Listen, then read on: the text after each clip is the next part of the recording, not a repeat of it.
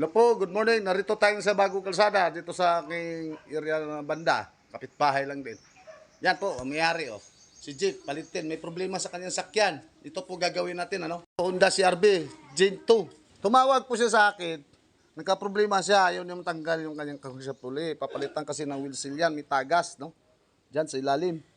Nasakit na ulo niya. Hindi niya matanggal niya. Nanood daw siya sa kanyang vlog. Pinapitik ay daw. Mikot. Baka kinulang na sa diskarte ba? Kaya nga tayo ngayon pumunta dito. Yan po ang aking katropa, astig na pugi-pugi yan. Si Jeep Palitin. Lahat! O sige Toy, ang gagawin natin, pamaraan ito, ay pitik-pitik lang din, ano? So, kailangan natin disnuibi sakit. Do, kuha ka disnuibi sakit, ha? Saka martilyo, tubo. Yan, balikan namin kayo guys, pagka nakakalang na yung kanyang sakit. Ganyan lang po, mga pamaraan. Honda CR-V. Tigas! Technique kasi dyan, tutukin mo muna yung board. Pagkuratan mo ba? Saka mo ngayon kakalangan.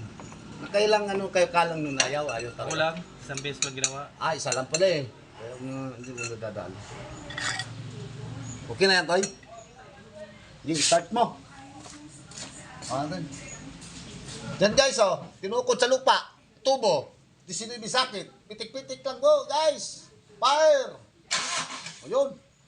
Hop! Yan nga pala, luwag na eh. Yan, magpapalitan ng crank sa wheel seal nila, no? Tagasin. Luwag na guys, yan, nakikita nyo ha, So, tanggalin natin yung power steering kasi wala kami special tools sa tensioner ng pad belt. Hala, tira, baser, mekaniko, walang gamit. Yan, tatanggalin na to. 12. Kabisado mo na eh, ikaw nagtanggal yan, di ba? Oo. Hindi, tatanggalin na habang nandito kami, palitan natin ng wheel seal. Wala ako special tools dyan eh. Nangawala na akong tools namin eh.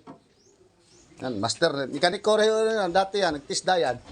Malupit din ang mekaniko nung araw yan.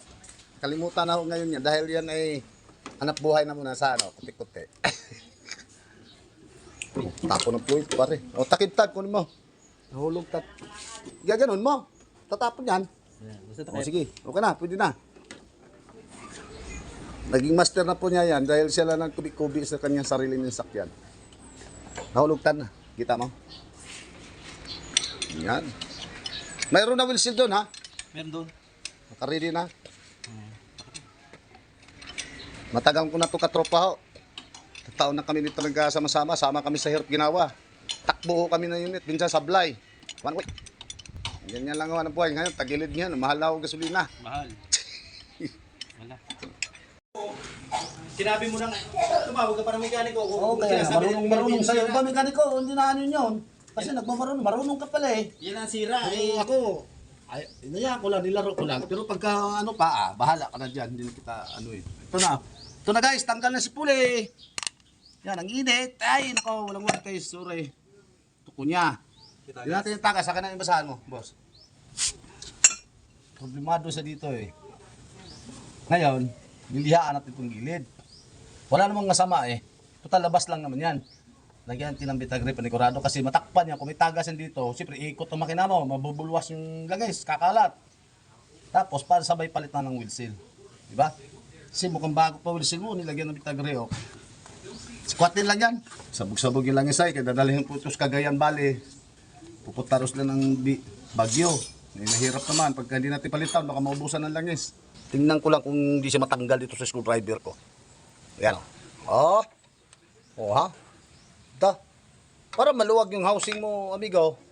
ay housing. Itong housing sa gilid. Kasi madali lang makuha eh. Dapat matigas. Maganda pa. Parang ito housing lang. Dito dumaan. Bale, bumili ka na lang bago. Sukatin natin dito tayo. Bumili ka na ng bago, panigurado. Tapos lalagyan ko na lang sa gilid ng dito. Ilaw din eh. Lalagyan ko na lang gilid ng steel epoxy. Bumili ka steel epoxy sa gilid kasi yung housing nito maaring luwag na konti. Kasi maluwag lang tanggalin yung wheel seal eh. Kung matigas kuhanin, kapit na kapit ngayon. Kung maluwag na, lalagyan natin protection dito sa gilid ng epoxy. Huwag yung Vitagrip kasi pag init, di kaya. Lalabas pressure din kasi yan eh. Ayan, wheel seal, bumili ka na. Usapan natin, balikan kita mamaya. May gagawin kami. Babago na naman isip kita. Ikakabit lang natin to. Tawag ka sa'yo pag meron na. Saglit lang Ngayon, habang may ginagawa ko, baka pahapon na yan. Sakto yan, malamig. Oo. Lihaan na lang. Bumili ka Durastil tsaka yan. Durastil. Sure bull yan. Dora Steel. Steel epoxy. Sige, sige, sige. Maliit lang. Tingnan ko yung pulley mo, wala naman tama eh. Oh. Tapos kasi lalagyan ko to sa gilid, para sigurado. Yan. Kasi pag may pulley na kasi, kung may pulley niya, crankshaft, di na natin makikita kung dito rin galing. Siguraduhin na natin. Okay? Okay. Okay. Fire! Ito, babalikan ko na lang po ito kasi usapan namin, siningit ko lang naman to. So, mayroon kaming ginagawa kasi naghantay na sa amin. Okay. Malapit lang naman kasi sa amin. Hindi po tayo, ano po no, kahit nakatropak, malayo po, pasidyahan na talaga schedule. Ito naman, malapit lang sa akin. Pagbalik na lang natin, kabitan. Ito yung tools mo. Tawagan mo ako pag nakabili ka. Okay. Ito na po guys, no, ito yung lumang wheel seal na, ito yung bago. Ngayon po, magkabit tayo kasi itong gilid dito, lagyan natin ng epoxy panigurado kasi yung housing niyan, hindi natin sure kung medyo may kunting leak na din maluwag na. Kahit kabit na yung bago. Kasi dati nito, nakakabit naman to okay naman wala namang gano'ng kasira. Malamang dito sa gilid na daan, lalagyan natin epoxy din Huwag po kayo maglagay dito sa labi, dito lang sa outside para maganda kapit. Pangalawa, yung ating crankcase, wala kasing gasket yan. Minsan po naka-encounter ko dati, palit ako ng wheel set, tulo pa rin, backjab ako. Dito pala dumaan sa gilid na yan. Hindi naman po masama maglagay ng epoxy dyan. So lalagyan natin ng Durasteel epoxy. Malaking laking tulong din po yan. No? So babalikan namin kayo pagkakabit na nitong wheel seal bago. Okay? So yan na po no, nilagyan ko lang ng epoxy sa gilid. Hindi po masama yan. Huwag po kayo maniwala kung masama sasabihin nila. Yan lang po, protection lang po dito sa housing kasi siyempre, lumang model na rin to. Hindi natin alam istorya. Baka yan, niliha, kaya lumuwag. Ngayon po, dito na may epoxy. Lalagyan lang dito, singit-singit ba?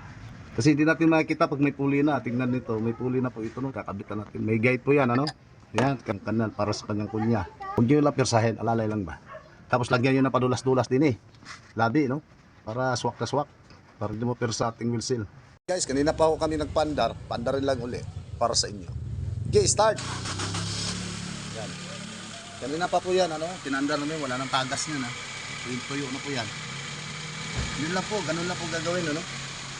Yan. Ayos na tayo din Okay. Okay tayo dito. Kanina pa tayo nagpandar Patuyuin mo lang maigi ang epoxy, mas maganda. Pizza lang kasi yun Ito yung hindi na tutulo na yung dola na, no? Wala na yun.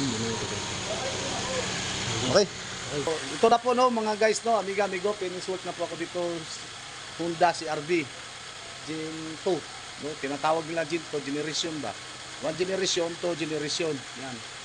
Ang order ni Bossing ay wheel seal tagas sa kanyang main pulley, crankshaft. So, hanggang dito na lang po ang ating video. At subscribe po. Maraming salamat po sa inyo mga suporta, mga amigo. Magandang hapon. God bless po sa ating lahat. Okay, ayos!